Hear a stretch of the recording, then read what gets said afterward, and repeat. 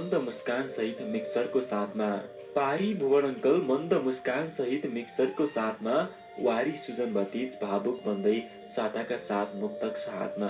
लोलाए काती तपाईँका आँखा एकैछिन खोल्नुहोस् त प्रिय साहित्यिक मन। लोलाए काती तपाईँका आँखा एकैछिन खोल्नुहोस् त प्रिय साहित्यिक मन।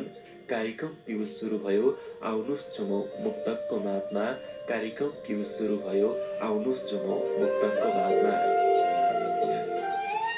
भावना तपाईँको साथ मेरो, म सुजन खनाल अनि मेरो साथमा तपाईँ र तपाईँसँग मेरो आवाज गुन्जिँदैछ फ्रिक्वेन्सीमा हाम्रो एफएम 94 मेगाहर्ज र इन्टरनेट अनलाइनको www.hamrofm.com.np मार्फत संसारको जुन कुनै कुनाबाट पनि तपाईँले हामीलाई सुन्न सक्नुहुनेछ।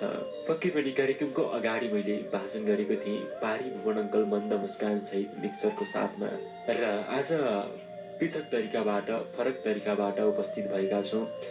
जुन अगाडिको मुक्तकमा मैले भनेको थिएँ साताका साथ मुक्तक हातमा भनेर, र आज हामी साताका साथ मुक्तक होइन स्रष्टाको अगाडि आइपुगेका छौँ। आज मेरो साथमा हुनुहुन्छ 3 जना साहित्यिक स्रष्टाहरू जसलाई भेट्नका लागि यति बेला हामी चितवनको पटिहानीमा आइपुगेका छौँ र आज पटिहानीबाट नै यो साहित्यिक कुराकानी तपाईँमाझ जोड्नेछौँ। कार्यक्रम पियुषलाई प्रसारण गरिरहँदाखेरि लगभग हामी 3 वर्षको दौडानमा दौडिरहेका छौँ।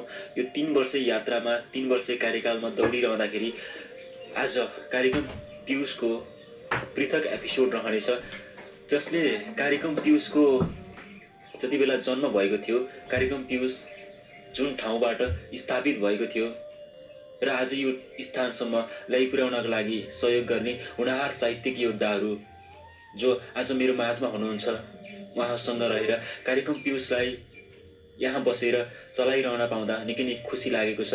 र आज मसँग हुनुहुन्छ दयाराम सर, त्यस्तै गरी प्रकाश पाठक योगी सर र शारदा पौडेल दिदी हुनुहुन्छ। आज शारदा पौडेल दिदीको निवासमा हामी उपस्थित भएका छौँ र दिदीबाट परिचयको सुरुवात गर्छु। म शारदा पौडेल सापोटा, घर बरौजी, भरतपुर महानगरपालिका वार्ड नम्बर 14 मा रहेको छु। र साहित्य लेखनतर्फ मैले 2014 अप्रिलदेखि सुरु गरेँ। त्यहाँदेखि नै निरन्तर रूपमा आजसम्म साहित्य क्षेत्रमा जेनतेन कलम चलाइरहेको छु। धन्यवाद दिदी तपाईँलाई। र अर्का एकजना साहित्यकार हुनुहुन्छ जसको परिचय मैले शब्दमा व्यक्त गर्नै सक्दिनँ। जति बेला हामी कार्यक्रम पियुष माइनस लेभलमा थियौँ त्यो दिनदेखि हामीलाई सपोर्ट गर्दै आउनुभयो। जति बेला हामी कार्यक्रम पियुषको प्रोमो मात्रै बनाएर बजाएका थियौँ रेडियोबाट, अनि जानी नजानी एउटा एपिसोड फालेका थियौँ र मलाई साहित्यको क्षेत्रमा आउनका लागि धेरै प्रोत्साहन गर्ने र कार्यक्रम पियुषको हरेक एपिसोडहरू सुनेर टीका टिप्पणीहरू गर्ने, कार्यक्रम पियुषमा भएका कमी कमजोरीहरूलाई आलोचनाको माध्यमबाट सुध्रिने अवसर दिने एकजना कुशल स्रष्टा प्रकाश पाठक योगी मेरो माझमा हुनुहुन्छ। उहाँलाई पनि स्वागत गर्छु। धन्यवाद सुजन सर।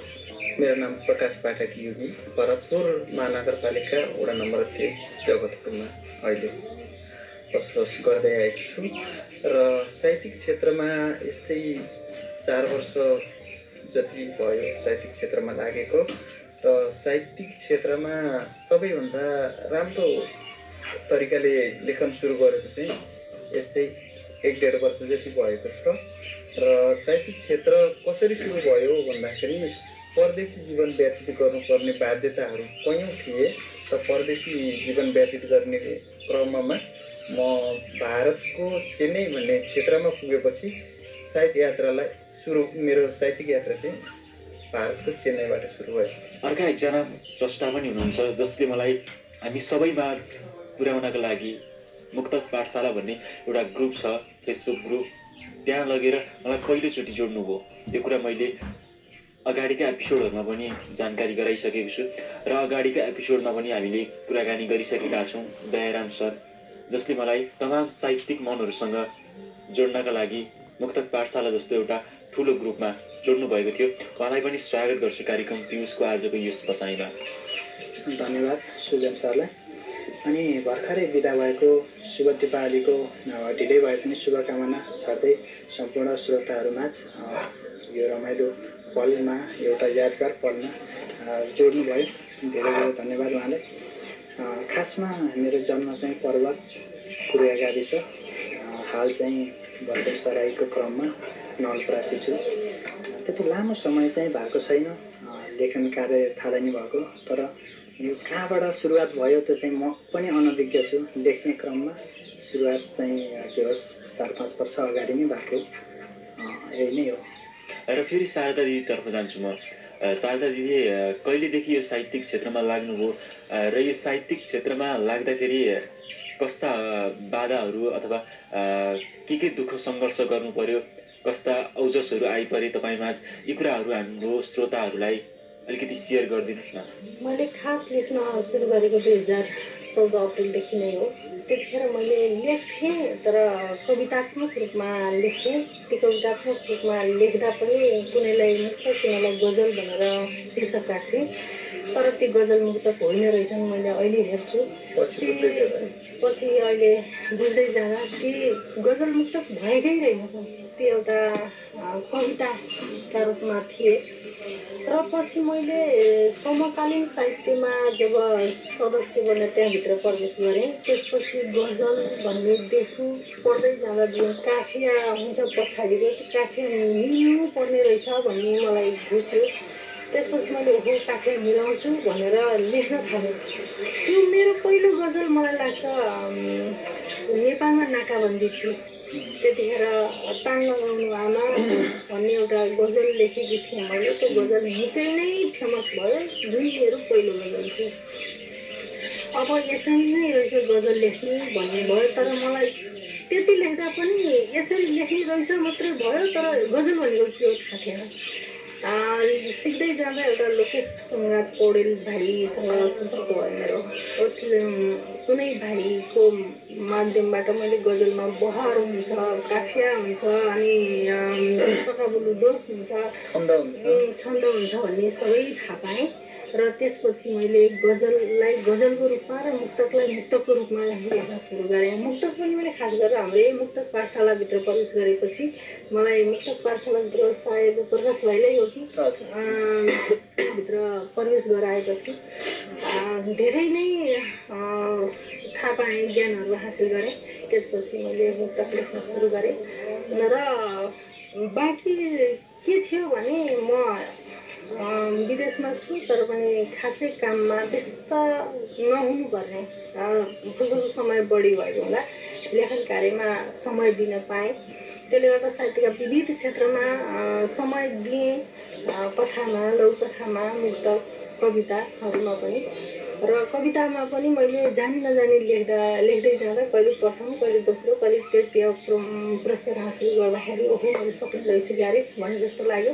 र त्यसै क्रममा स्पेनमा म मात्रै एउटा साहित्यमा लागेको हो कि भने जस्तो आभास भयो मलाई।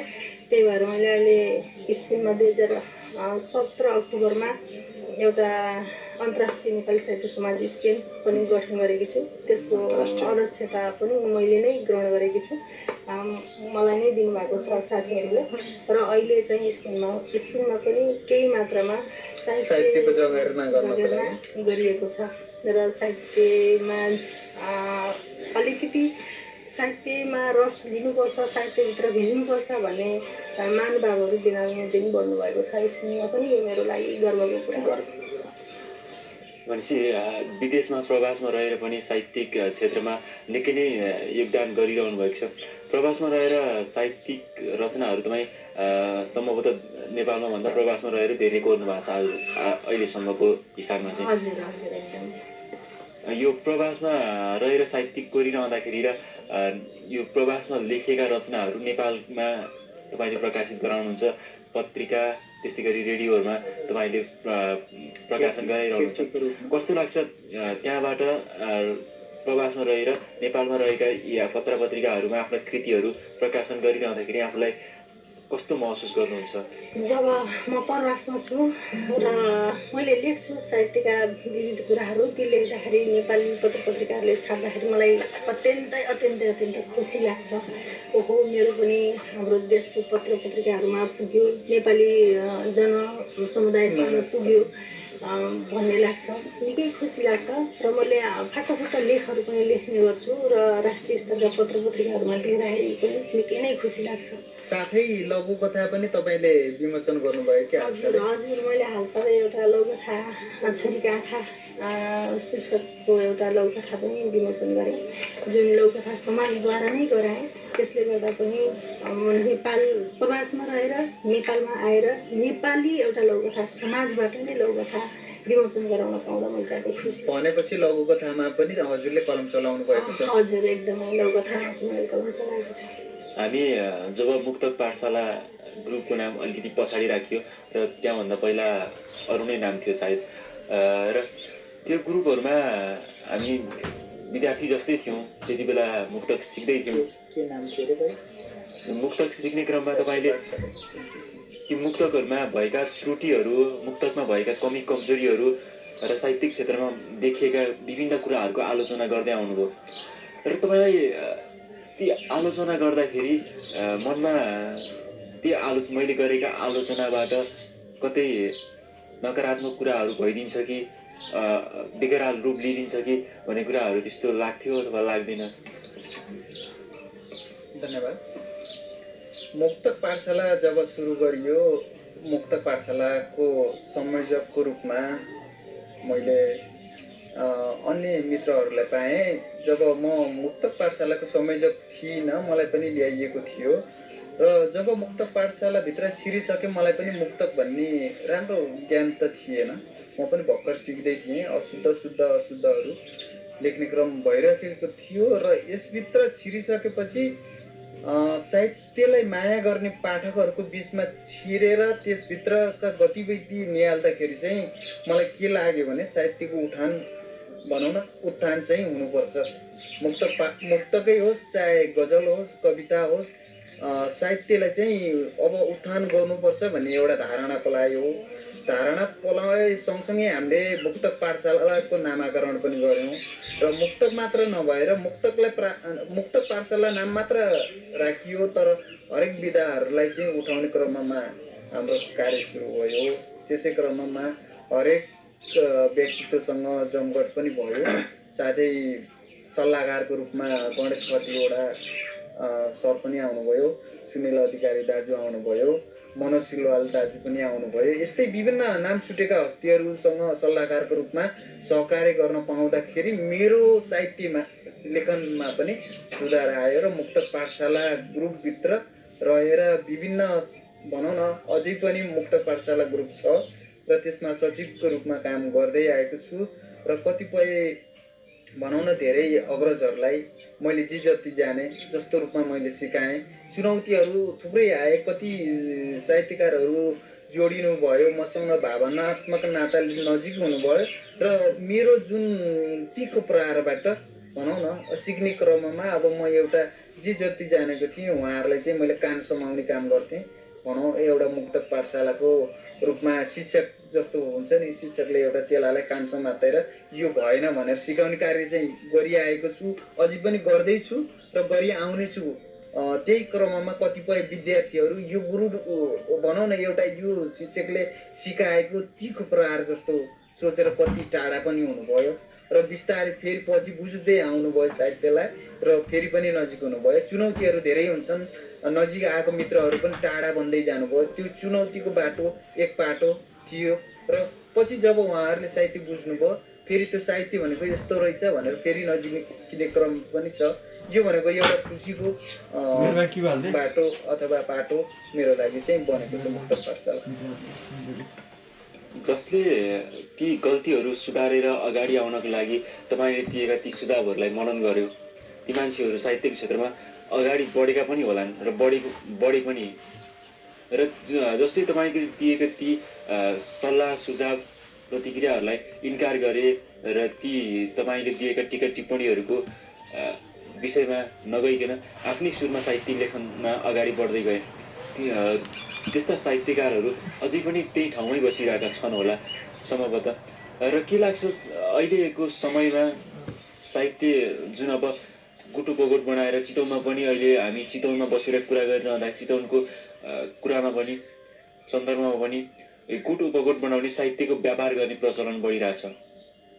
यो साहित्यको व्यापार गर्ने प्रचलनको विषयमा तपाईँ के भन्नुहुन्छ?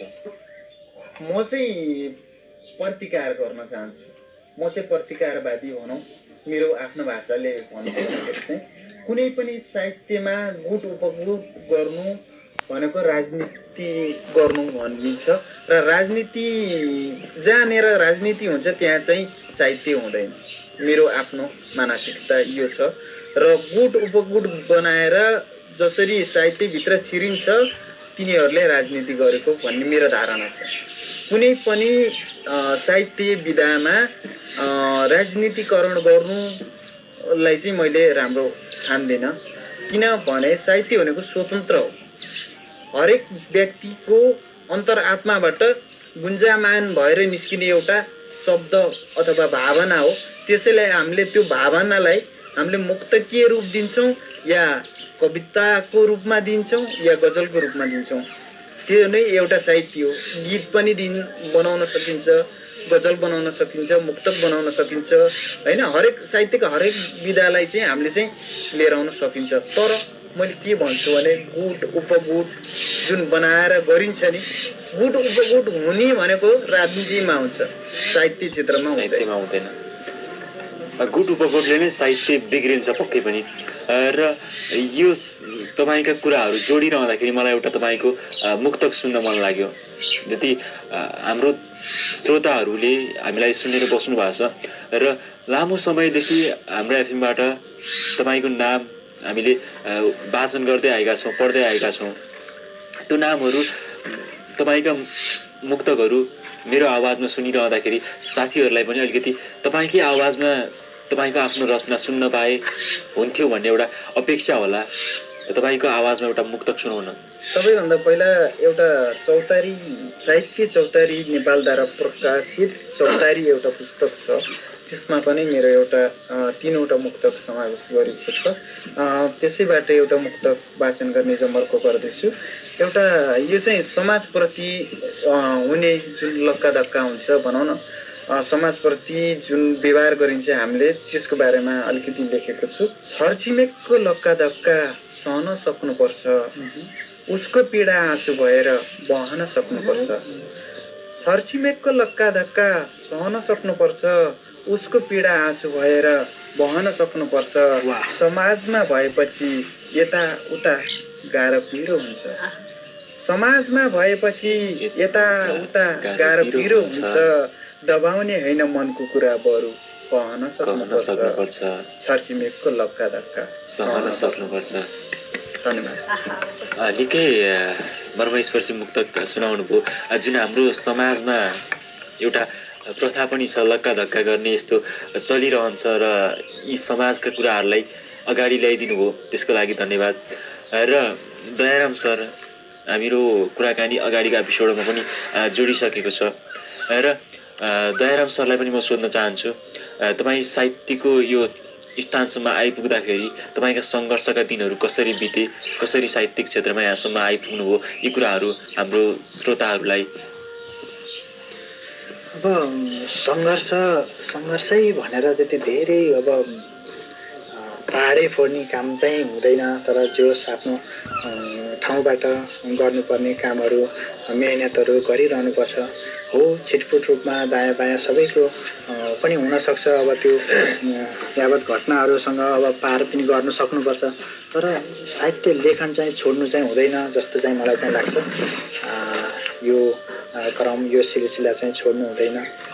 मनभित्रका उकुस मुकुस भावनाहरूलाई पोख्ने एउटा साझा थलो भनेको साहित्य नै हो। साहित्य पवित्र ठाउँ हो। यसमा अब प्रकाश सरले पनि भनिसक्नु भएको छ, छलछाम अब यो गुटबन्दी, गुट उपगुट यस्ता कामहरू चाहिँ नगर्दा नै राम्रो हुन्छ जस्तो चाहिँ लाग्छ। आफ्नो तरिकाले, आफ्नो शैलीबाट जसरी लेख्न सकिन्छ, जसरी रमाउन सकिन्छ, यही नै रमाउँदा यही नै आफ्नो जीवन उपयोगी जस्तो लाग्छ है मेरो विचारमा। म एउटा सानो प्रश्न गर्छु। जस्तो म एउटा सर्वसाधारण अबुझ बालक, साहित्यको विषयमा मलाई केही पनि थाहा छैन र म कसरी सोच्छु भने साहित्यको विषयमा धेरै टिका टिप्पणी हुँदाखेरि चर्चा हुँदाखेरि मलाई बुझ्न मन लाग्यो म अबोध बालक के हो साहित्य मैले कसरी बुझ्ने साहित्य भनेको आफूले आफैलाई म यो अबोध बालक भनेर आफैले परिचय दिनु चाहिँ त्यति अतियुक्ति चाहिँ होला जस्तो चाहिँ मलाई लाग्दैन। मैले भन्न खोजेको म प्रश्न सोध्ने मान्छे चाहिँ अबोध बालक भने हैन। सिक्ने क्रममा सबै कुराहरू बिस्तारै आउँदै जान्छ तर सङ्घर्षमय जिन्दगी हो। सङ्घर्ष गर्दै जाँदाखेरि आफसे आफ यी रफ्तारमा अटोमेटिक रूपमा आउने यो शैली हो। त्यो हुँदाखेरि आफूले सबै कुरा जानेर आएको हुँदैन। साहित्य भनेको कसरी लिनुहुन्छ भन्ने कुरा गर्नुभएको छ। मैले चाहिँ के लिन्छु भने साहित्य भनेको चाहिँ एउटा सङ्गीत भनौँ न, एउटा मनभित्रको एउटा भावना भनौँ न, त्यसलाई नै साहित्यको रूपमा हामीले जसरी नामाकरण गर्ने नै हो। मैले चाहिँ त्यसरी बुझ्छु। परिस्थिति परिघटनाहरू यसैलाई अब जुन मनभित्र कुन्ठिएका हुन्छन् त्यसलाई चाहिँ उजागर गर्नु नै यो शैलीलाई चाहिँ साहित्य नै भनिन्छ मेरो विचारमा। मनभित्रको पीडाहरू रमाइलो होइन, त्यसलाई चाहिँ हामीले उजागर गरेर त्यसलाई चाहिँ नामाकरण गरियो भने मुक्तकीय रूपमा नामाकरण गरियो भने मुक्तक बन्यो। गजलीय पारामा हामीले गजलीय पारामा नामाकरण गरियो गजल बन्यो। कविताको शैलीमा हामीले त्यसलाई नामाकरण गरियो भने कविता बन्यो। त्यसलाई नै मैले साहित्य हो जस्तो लाग्छ। कसो छ अब यो प्रकाश सरको भाषामा सुन्नुभयो साहित्यलाई जसरी तपाईको मनले तपाईको मस्तिष्कले जे सोच्छ तपाईको ती नाङ्गो आँखाले जे देख्छ त्यसलाई एउटा कविताको रूप दियो भने कविता बन्यो, गजलको रूप दियो भने गजल बन्यो र मुक्तकको रूप दियो भने मुक्तक बन्यो। यी भनिरहँदाखेरि यी भनाइप्रति तपाईँ कतिको समर्थन हुनुहुन्छ?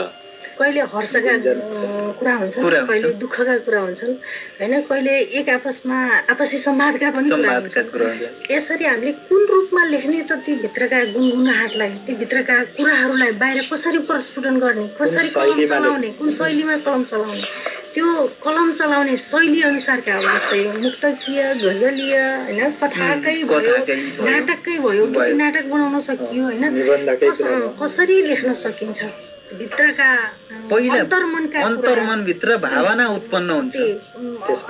भित्रका भावनाहरू हामीले कुन शैलीमा कसरी ढाल्ने भनेर त्यस ढाल्ने शैलीलाई नै हामीले विभिन्न रूप दिन सक्छौँ। मुक्तका रूप, गजलका रूप, कथाका रूप, लघुकथाका रूप होइन, त्यसरी नै हाम्रो साहित्यको सृजना हुन्छ जस्तो लाग्छ मलाई।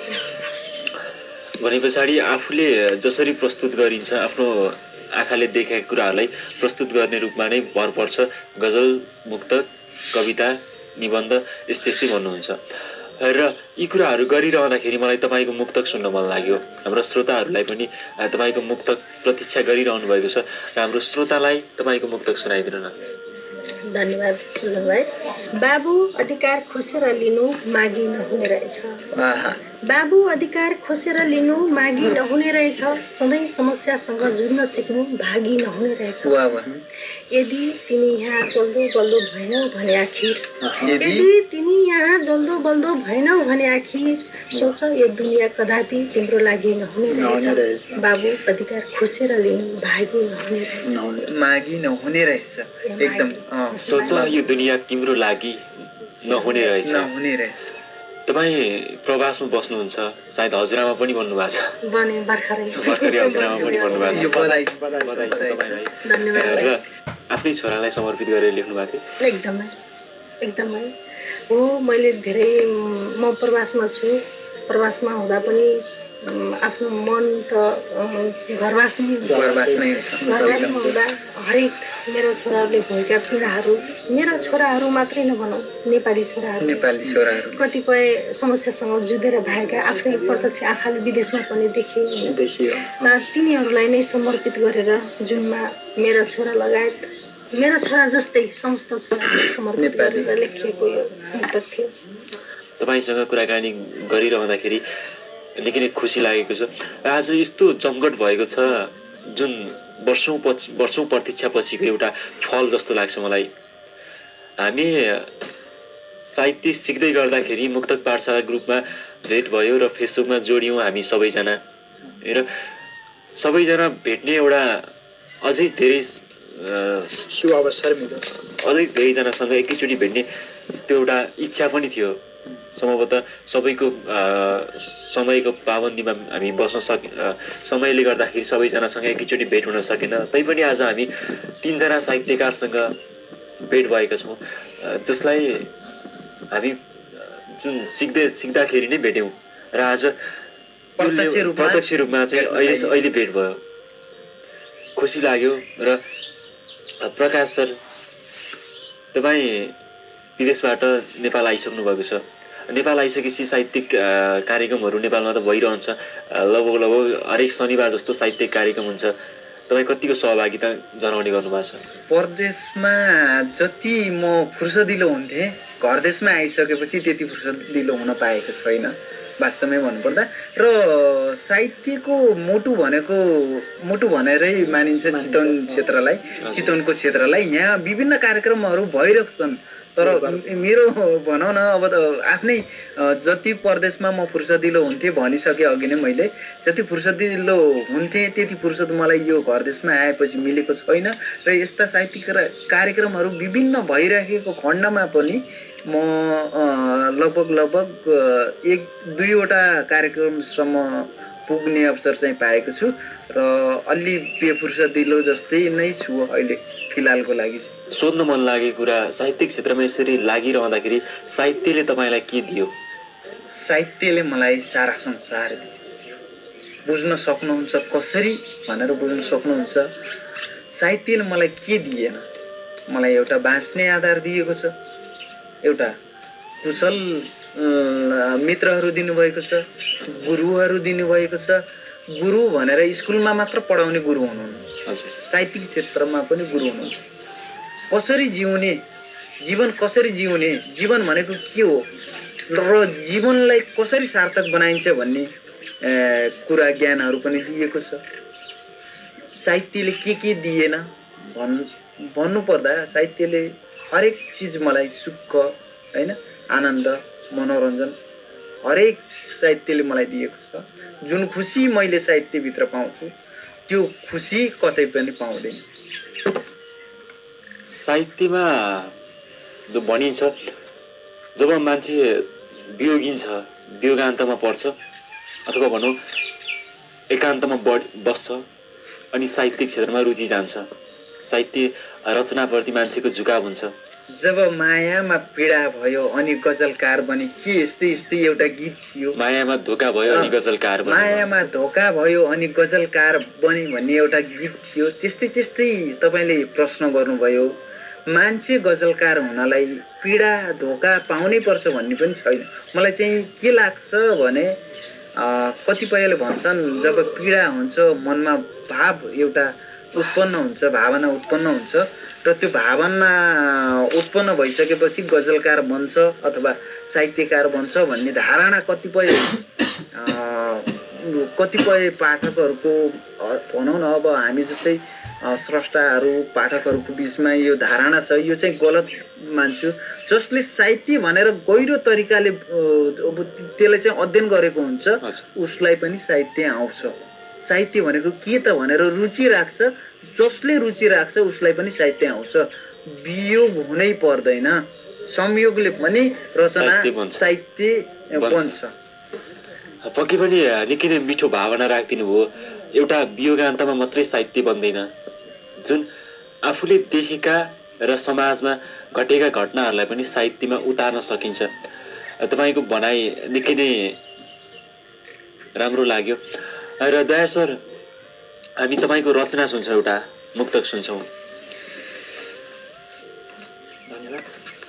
बाले ठुलो छोरो आउने बाटो हेर्छन्, छोरो धन देख्छ फर्कँदैन। बाले ठुलो छोरो आउने बाटो हेर्छन्, छोरो धन देख्छ फर्कँदैन। चाडपर्व आयो लामो सास फेर्छ, भत्केको आँगन देख्छ फर्कँदैन।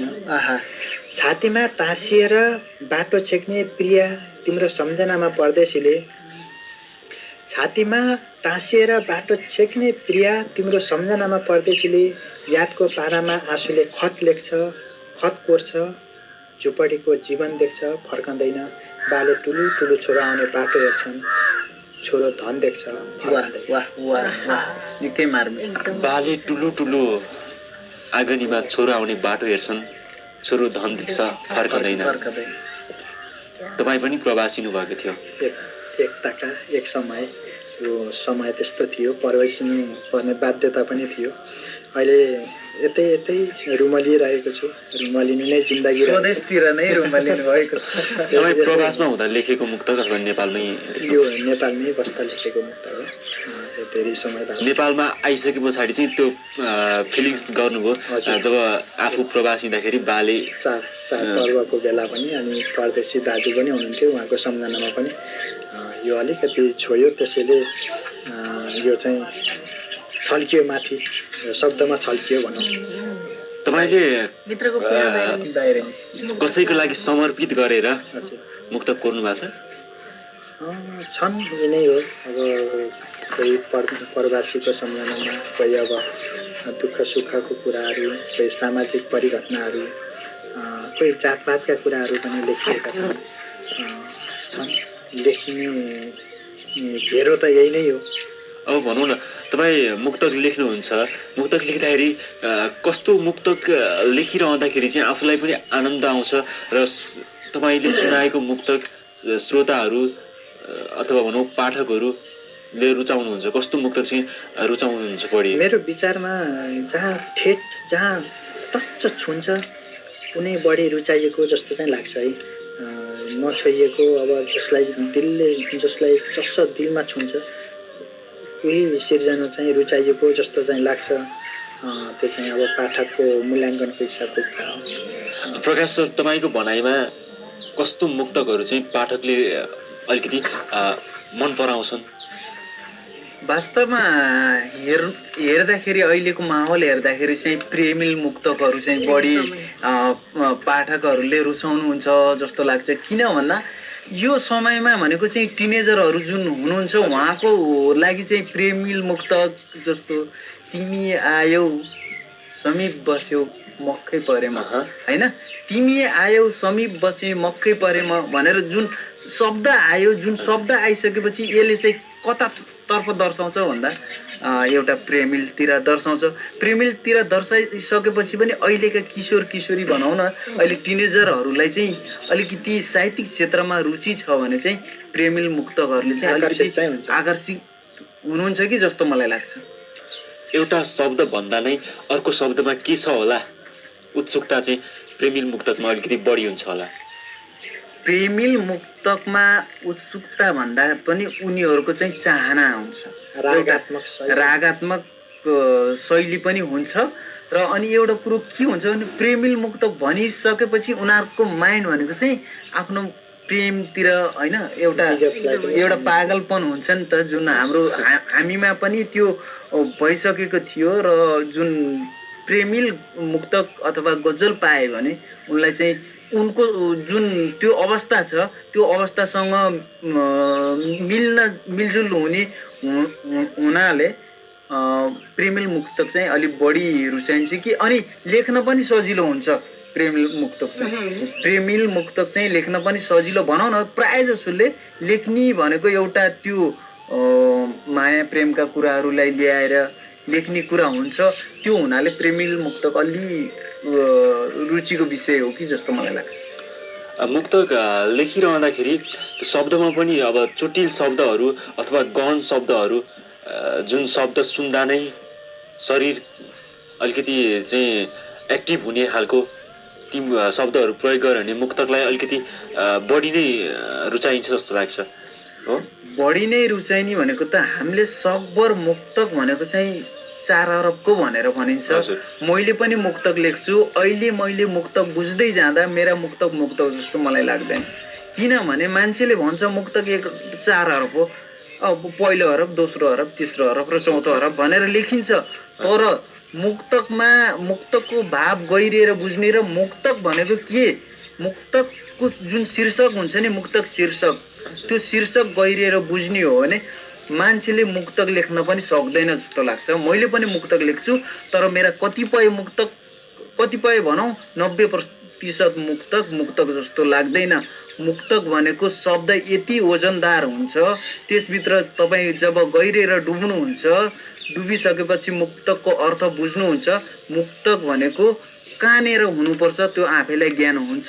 मुक्तको संरचनामा भए पनि मुक्तक बनेका हुँदैनन् कतिपय, तर वजन जति राख्न सक्नुहुन्छ र भावलाई जति तपाईँले घुमाउरो पाराले अथवा भनौँ न एउटा शैलीले प्रहार गर्नुहुन्छ, त्यो नै एउटा मुक्तक हो। र वजन पनि राख्नुपर्छ, हुनुपर्ने वजन पनि रहनुपर्छ मुक्तकमा। हजुर धन्यवाद यसको लागि। र शारदा दिदीलाई सोध्न चाहन्छु, तपाईँ कसरी अथवा कुन धारमा बसेर बढी मुक्तक लेख्न रुचाउनुहुन्छ? धन्यवाद सुजन भाइ। म चाहिँ त मलाई त कस्ता चाहिँ मुक्तक चाहिँ अलिकति बढी लेख्नुहुन्छ? प्रयास त मुक्तक गजल लेख्दाखेरि रुन्छ दिदी नै भनेर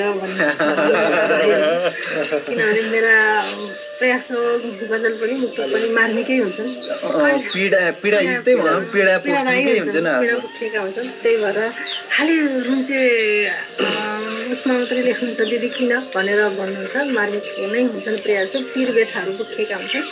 त्यसले गर्दाखेरि मैले होइन अब म पनि रोमान्टिक लेख्छु भनेर एकचोटि समकालीनमा रोमान्टिक गजल लेखेर राखेको छु।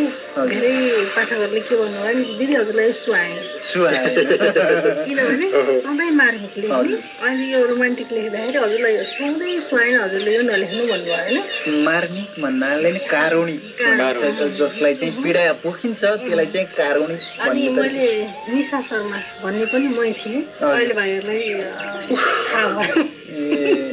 मैले निशा शर्माबाट रोमान्टिक गजल मुक्तकहरू लेख्न थालेँ। अनि जबकि शारदाभन्दा निशाका गजल मुक्तकहरू अलिकति नै बढी नै प्रख्यात भए भनौँ, किनभने रोमान्टिक होइन, प्रेम भावहरू पुगेका हुन्थ्यो त्यतापट्टिका गजल मुक्तकहरूमा। भने शारदाबाट लेखेका कहिल्यै पनि प्रेम भाव पुगेका छैनन्। त्यसकारण मेरा प्रयास पीर व्यथा नै, कारुणिक नै भनौँ, पीर व्यथाको धारमा चाहिँ लेख्नु बढी रमाउनु हुन्छ। कार्यक्रमको अन्तिम भागमा पनि छौँ, तपाईँको एउटा रचना सुन्छौँ हामी। अब मेरो यस्तै गरेर एउटा पीर व्यथा पुगेकै मुक्तकबाटै सुनाउँछु मैले। आफ्नै देश स्वर्ग छ त आमा भन्नुहुन्छ, आफ्नै देश स्वर्ग छ त आमा भन्नुहुन्छ, श्रम गरी हेर न त आमा भन्नुहुन्छ। आफ्नै देश स्वर्ग छ त आमा भन्नुहुन्छ, श्रम गरी हेर न त आमा भन्नुहुन्छ। विदेश जाऊ धन कमाऊ भनेर त कहिले, विदेश जाऊ धन कमाऊ भनेर त कहिले दिन्न आशिष सत्यमा त आमा भन्नुहुन्छ। आफ्नै देश स्वर्ग छ त आमा भन्नुहुन्छ। निकै नै मार्मिक मुक्तक सुनाउनु भयो अन्तिममा पनि। र यति बेला हाम्रो एफएम सुनेर बस्ने र कार्यक्रम पियुष सुनेर बस्ने तमाम श्रोतालाई के भन्न चाहनुहुन्छ? हाम्रो एफएम र पियुष कार्यक्रम सुनेर बस्ने सम्पूर्ण श्रोताहरूलाई हामी साहित्य क्षेत्रमा भर्खरै लागेका सर्जकहरू हौँ। हामी साहित्य सिर्जना गर्दै जाँदा विभिन्न कमजोरीहरू, ती कमजोरीहरूलाई औल्याइदिनु होला। एउटा सुझावको रूपमा औल्याइदिनु भयो भने हजुरहरूले दिनुभएका हरेक सुझावलाई मनन गरेर अगाडि बढ्नेछु भन्न चाहन्छु। हस् धन्यवाद। र प्रकाश सरको पनि मुक्तक सुन्छौँ हामी, अन्तिम भागमा पनि आइसकेका छौँ। अन्तिममा एउटा मुक्तक सुन्छौँ। धन्यवाद। यो मुक्तक मैले कसैलाई समर्पित गरेर लेखेको थिएँ, कसैलाई समर्पित गरेर लेखेको थिएँ र त्यही मुक्तक आज म वाचन गर्ने जमर्को गर्दैछु। आज मन उदास हुँदैछ, कसैलाई भने खास हुँदैछ। आज मन उदास हुँदैछ, कसैलाई भने खास हुँदैछ। प्रेमी यहाँ लास हुँदैछ, प्रेमिकाको अन्त्यवास हुँदैछ। धिक्कार छ दैव तैँले अनौठो खेल रचेको रहेछस्, धिक्कार छ दैव तैँले अनौठो खेल रचेको रहेछस्। यता सत्यानाश हुँदैछ, तर उता भने चकास हुँदैछ। निकै नै राम्रो मुक्तक सुनाउनु भयो र एउटा प्रेमी मुक्तक रहेको थियो, भित्र पीडा पोख्या छ प्रेमी मुक्तकमा पनि।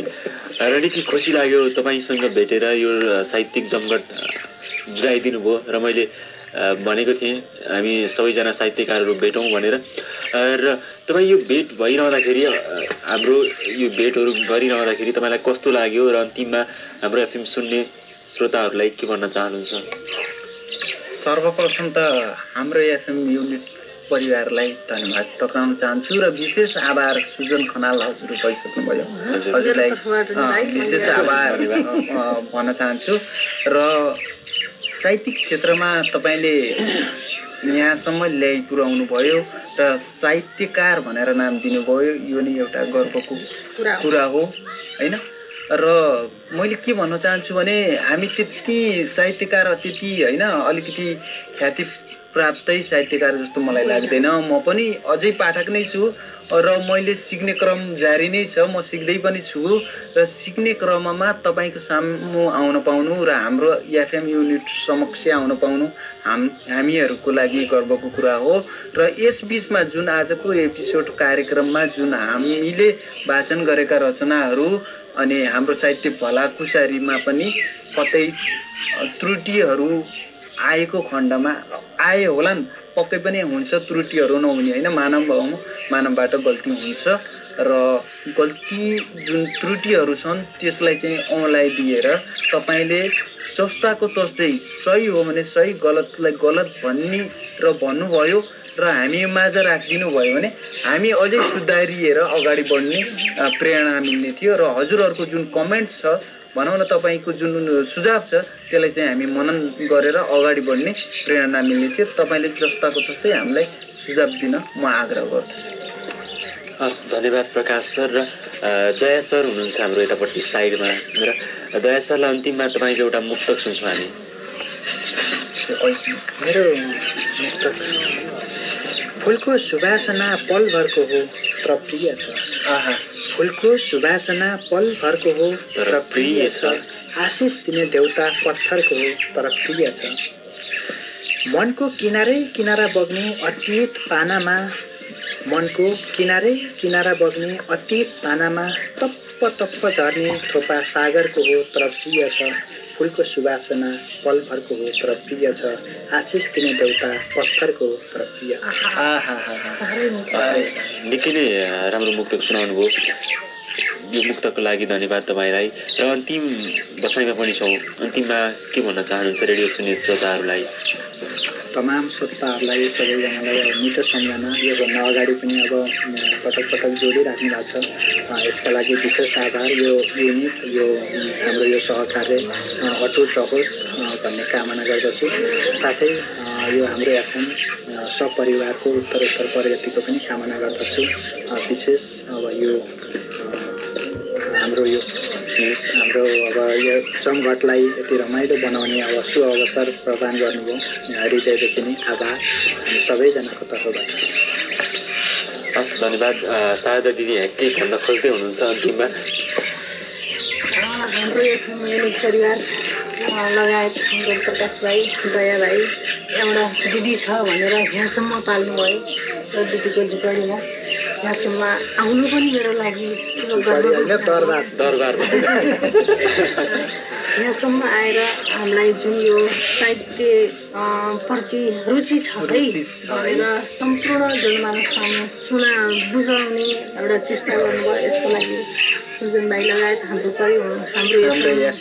परिवार टिमलाई धेरै धेरै धन्यवाद ज्ञापन गर्न चाहन्छु। हस्, धन्यवाद दिदी, छुट्टिन्छौँ। प्रकाश सर छुट्टिन्छौँ। धन्यवाद सुजन सर। धन्यवाद। हजुर, हस्, धन्यवाद।